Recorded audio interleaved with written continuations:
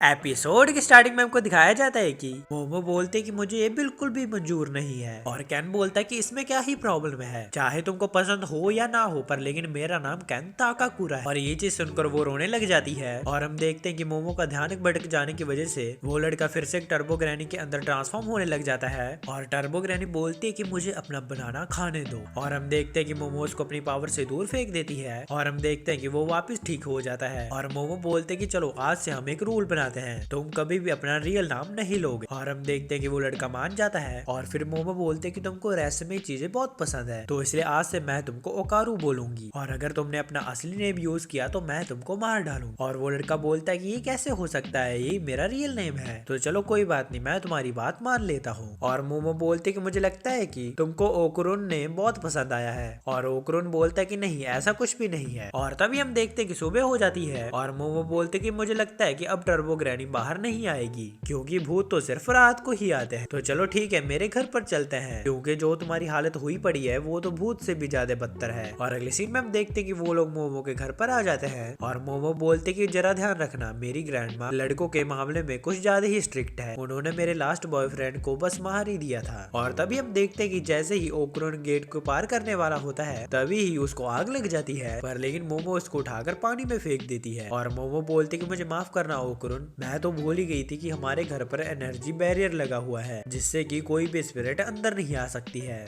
और हम देखते कि मोमो उस बैरियर वाले स्टिकर को हटा देती है और वो ओकरुन को अंदर आने के लिए बोलती है और वो बोलता है कि क्या तुमको पूरा यकीन है कि मैं इस बार ठीक रहूंगा। और मोमो बोलते कि चिंता मत करो, अगर तुमको फिर से आग लगती है तो मैं तुमको पानी में डाल दूंगी। और हम देखते कि ओकरुन उनके घर के अंदर आने की कोशिश कर रहा होता है और हम देखते कि वो इस बार उसको आग नहीं लगती है। और मोमो बोलते कि तुम ठीक तो हो ना, तुम्हें कुछ फील तो नहीं हो रहा है। और ओकरुन बोलता कि चिंता मत करो, मैं बिल्कुल ठीक हूँ। और हम देखते कि वो लोग घर के अंदर चले जाते हैं और मोमो अपनी ग्रैंडमा को ढूंढ रही होती है, पर लेकिन वो उस टाइम घर पर नहीं होती है। और तभी मोमो अपने रूम में कपड़े चेंज करने के लिए चली जाती है, पर लेकिन हम देखते हैं कि जैसे मोमो का ध्यान भटकता है वैसे ही ओकरुन के ऊपर टर्बो ग्रैनी हावी होने लग जाती है जिससे कि वो कमरे का गेट खोल देता है। पर लेकिन हम देखते हैं कि मोमो उसको अपनी पावर से पीछे धकेल देती है और उसको उसका फेस दीवार की तरफ करने के लिए बोलती है ताकि वो अपने कपड़े चेंज कर सके। और फिर वो ओकरुन को भी कपड़े देती है चेंज करने के लिए। और तभी मोमो बोलते कि चलो मुझे ये बताओ कि तुम्हारा बनाना अभी भी मिसिंग है। और ओकरुन बोलता कि ये तुम क्या बोल रही हो। और मोमो बोलती है कि क्योंकि टर्बो ग्रैनी ने कहा था कि तुम इसलिए कर सो क्योंकि टर्बो ग्रैनी ने तुम्हारा बनाना खा लिया है, तो चलो फिर मुझे देखने दो। और ओकरुन देखता है कि उसका बनाना तो सच में गायब होता है और मोमो उसको बोल रही होती है कि मुझे दिखाओ। और हम देखते हैं कि ओकरुन मना कर रहा होता है और ओकरुन बोलता है कि ये तो बहुत बुरी बात है, आखिरकार अब मैं क्या करूं। और मोमो बोलते कि ये कौन सा मेरी गलती है। और ओकरुन बोलता है कि ये तुम्हारी ही गलती है क्योंकि तुमने ही मेरे साथ शर्त लगाई थी। और मोमो बोलती कि ये तुम क्या बोल रहे हो, मैं तो तुम्हारी उस रहस्यमय स्टोरीज में इंटरेस्ट भी नहीं थी और वो तुम ही थे जो मेरे साथ बार बार बात करने की कोशिश कर रहा था और इसी की वजह से हमारे बीच में लड़ाई हुई थी। और ओकरुन बोलता है कि मैं तुम्हारे साथ बात इसलिए कर रहा था क्योंकि मुझे एक दोस्त की जरूरत थी, तो इसलिए मैं उस चांस को मिस होने नहीं देना चाहता था जिसकी वजह से मैंने तुम्हारे साथ वैसे बात की थी।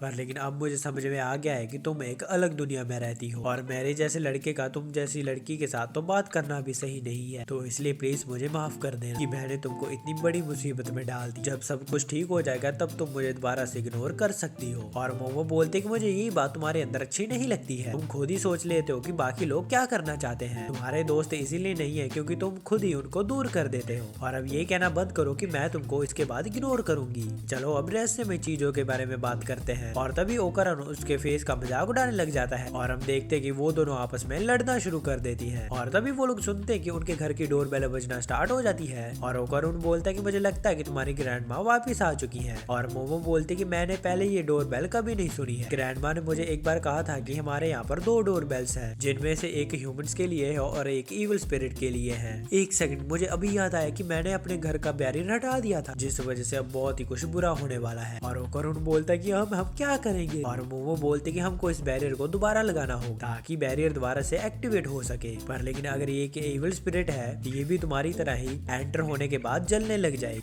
और ओकरुन बोलता है कि एक सेकंड, अगर तुम ऐसा करोगी तो मैं भी जल जाऊंगा। और मोमो बोलते कि तुम उससे पहले मेरे घर के बाहर चले जाओ। और ओकरुन बोलता है कि चलो ठीक है, पहले मुझे बाहर जाने दो और उसके बाद तुम ये लगा दे। और हम देखते हैं कि वो लोग पीछे के दरवाजे से बाहर आ जाते हैं और तभी वो लोग बाहर देखते हैं कि आसमान में काले बादल आ चुके हैं और अचानक से ही वो इविल स्पिरिट इनके घर को एक बैरियर के अंदर बंद कर देती है। और ओकरुन बोलता है कि हम यहाँ से बाहर नहीं जा सकते हैं क्योंकि उसने हमको यहाँ पर बंद कर लिया है। और मोमो बोलती कि मुझे इस पेपर को उस बाहर वाले गेट पर लगाना ही होगा। और ओकरुन बोलता है कि नहीं, तुम ऐसा नहीं करोगी क्योंकि वो गेट इस दीवार के अंदर धंस चुका है और हम वैसे भी इस तरह बाहर नहीं जा सकते हैं। आखिरकार अब हम क्या करेंगे। और तभी वो लोग देखते हैं कि उनकी नाक में से खून निकलने लग जाता है और मोमो अपने मन में सोचते हैं कि ये पक्का इस ब्लैक फॉग की वजह से है। तभी उसके सामने एक मॉन्स्टर आ जाता है और वो मॉन्स्टर बोलता है कि आखिरकार मैंने तुमको ढूंढ ही लिया, तुम लोग बुरे इंसान हो जिन्होंने अपना वादा तोड़ा है। और ये चीज बोलकर वो उनके ऊपर अटैक कर देता है। पर लेकिन हम देखते हैं कि वो दोनों ही उसके अटैक से बच जाते हैं और हम देखते हैं कि ओकरुन और मोमो उससे डरकर भागने लग जाते हैं। पर लेकिन वो मॉन्स्टर तो उनके ऊपर अटैक कर रहा होता है और वो मॉन्स्टर बोलता है कि मुझे अपना बनाना दे दो। और ये चीज बोलकर वो उनके ऊपर अटैक कर देता है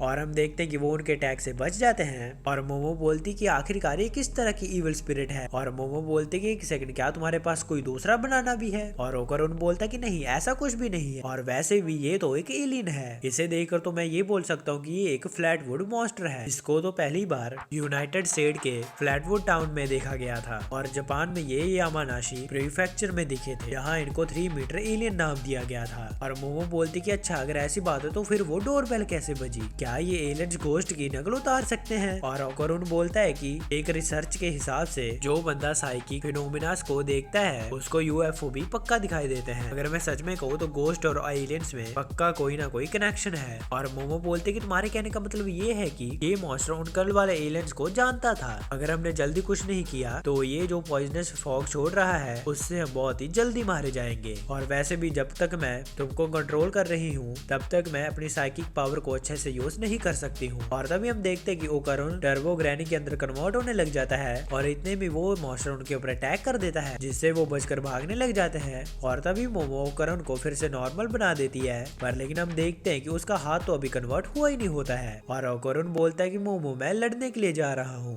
तो इसलिए अपनी पावर से कर्स को कंट्रोल करना बंद करो। और मोमो बोलते कि तुम्हारे दिमाग में ये ख्याल कहाँ से आया। और ओकरुन बोलता है कि अगर ये एक एलियन है तो इसलिए मुझे इससे डरने की कोई जरूरत नहीं, तो इसलिए मेरी बॉडी की जगह दिमाग को कंट्रोल करो ताकि मैं अनकंट्रोल ना हो जाऊं। और तभी हम देखते हैं कि वो मॉन्स्टर उनके ऊपर फिर से उनको ढूंढकर अटैक कर देता है और हम देखते हैं कि वो लोग फिर से बच जाते हैं। और मोमो बोलते कि तुम जैसा बोल रहे हो वैसा करना आसान नहीं है क्योंकि मुझे इन पावर्स को यूज करना अभी भी नहीं आता है। और तभी हम देखते हैं कि मोमो अपनी पावर के ऊपर फोकस करने लग जाती है। पर लेकिन इतने में वो मॉन्स्टर उनके ऊपर अटैक कर देता है। पर लेकिन हम देखते हैं कि ओकरुन टर्बो ग्रैनी की पावर को यूज करके उसको बचा लेता है और वो बोलता है कि ये तो बहुत कमाल की बात है, मुझे लगता है कि मेरे अंदर बहुत ही ज्यादा पावर आ चुकी है, पर लेकिन मुझे फिर भी बहुत ही ज्यादा डिप्रेस्ड फील हो रहा है। और तभी मोमो बोलते कि तुम्हारी पर्सनैलिटी तो बिल्कुल ही चेंज हो चुकी है ओकरुन। और ओकरुन बोलता है कि मेरा माइंड इस टाइम बिल्कुल ही क्लियर है, पर लेकिन मेरी फीलिंग्स बहुत ही ज्यादा डाउन है। और मोमो बोलते कि तुम इस तरह से बात क्यों कर रहे हो। और ओकरुन बोलता है कि मुझे माफ कर देना कि मैं थोड़ा सा अजीब टाइप का बंदा हूँ। और मोमो बोलते कि ये सब कुछ कहना बंद करो। और ओकरुन बोलता है कि मेरे जैसे पर्सन को तो इस दुनिया से गायब भी हो जाना चाहिए। और मोमो बोलते कि इस तरह बात करना बंद करो, तुम तो बहुत ही ज्यादा इरिटेट कर रहे हो मुझको। और तभी वो मॉन्स्टर उनके सामने आ जाता है और ओकरुन बोलता है कि मुझे लगता है कि अब मुझे इससे लड़ना ही होगा, पर लेकिन मैं पहले ही बता दूं इसका कोई भी फायदा नहीं होने वाला है। और तभी हम देखते कि वो मॉन्स्टर ओकरुन को अपने हाथों के अंदर दबा लेती है, पर लेकिन ओकरुन उसकी उंगलियों को ही काट देता है। और ओकरुन बोलता है कि मेरी बॉडी ने जो सब कुछ किया वो खुद ही किया है। अच्छा, तो ये है टर्बो ग्रैनी की पावर। और मोमो अपने मन में सोचते कि ये तो सच में बहुत ही ज्यादा तेज था, आखिरकार ये इसने कब किया था, मुझे लगता है कि हम इससे बचकर निकल सकते हैं। और तभी हम देखते हैं कि ओकरुन के मुंह से खून निकलने लग जाता है और वो मॉन्स्टर उसको मारना शुरू कर देती है। पर लेकिन हम देखते हैं कि मोमो उसको बचा लेती है। और ओकरुन बोलता है कि माफ करना मोमो, पर लेकिन मेरी बॉडी उस कर्स के साथ इतनी ज्यादा कंपेटेबल नहीं है, मुझे ऐसा फील हो रहा है कि जैसे मेरी बॉडी छोटे छोटे टुकड़ों में बढ़ चुकी हो। उस स्पीड से तो कोई भी ह्यूमन नहीं दौड़ सकता है, मैं तो अभी तक उसकी 5 उंगलियों को ही काट पाया हूँ, तो आखिरकार अब हम उसको कैसे हराएंगे। और मोमो बोलती कि मुझे कैसे पता है। एक सेकंड, क्या ये स्पिरिट सुमो की तरह एक्टिंग तो नहीं कर रही है? इसका मतलब ये है कि अगर हम इसके सर को ग्राउंड पर एक भी बार टच करवा देंगे